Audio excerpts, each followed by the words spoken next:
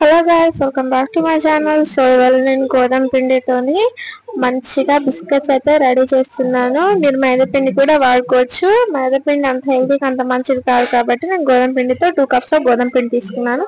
ఇక్కడ బెల్లం కరిగించాను అండ్ నువ్వులు అండ్ నెయ్యి.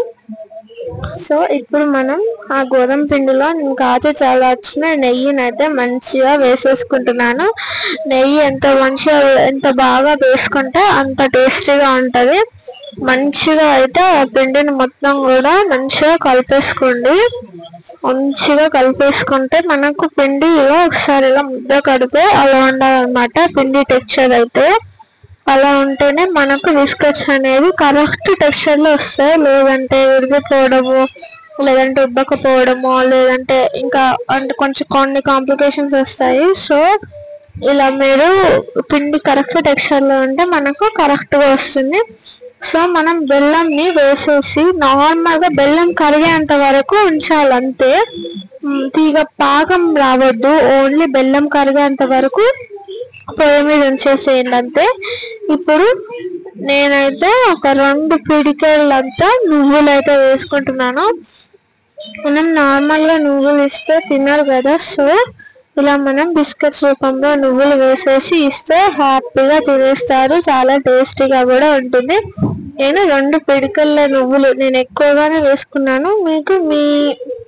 మీరు ఎంత ప్రిఫర్ చేస్తారో నువ్వులు అంత వేసుకోండి. నేనైతే నువ్వులు అయితే కొద్దిగా ఎక్కువగానే వేసుకున్నాను. సో ఇందులో ఇప్పుడు సూజీ కూడా వేసుకోండి. సూజీ రవ్వ అంటాం కదా, సన్న రవ్వ, ఉప్మా రవ్వ కూడా అని అంటారు. ఆ రవ్వను వేసేసుకోండి. ఇలా రవ్వ వేసుకోవడం వల్ల మనకు మంచిగా గుల్లగా వస్తాయి అన్నమాట. చాలా బాగుంటుంది.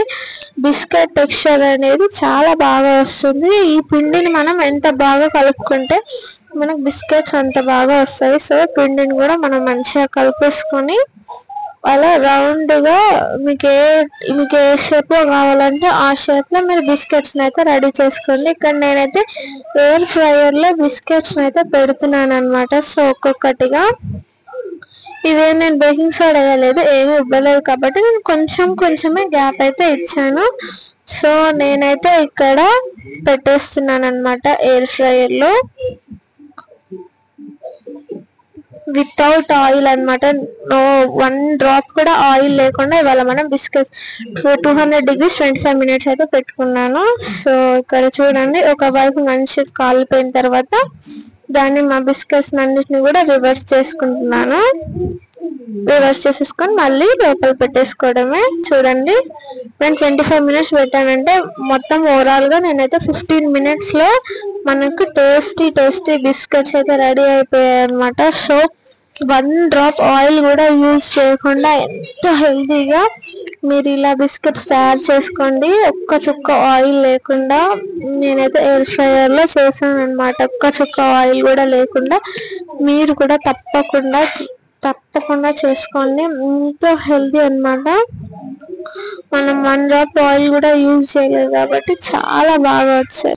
మా ఛానల్ అయితే తప్పకుండా సబ్స్క్రైబ్ చేసుకొని, లైక్ చేసుకొని, షేర్ చేసుకోండి. Bye friends.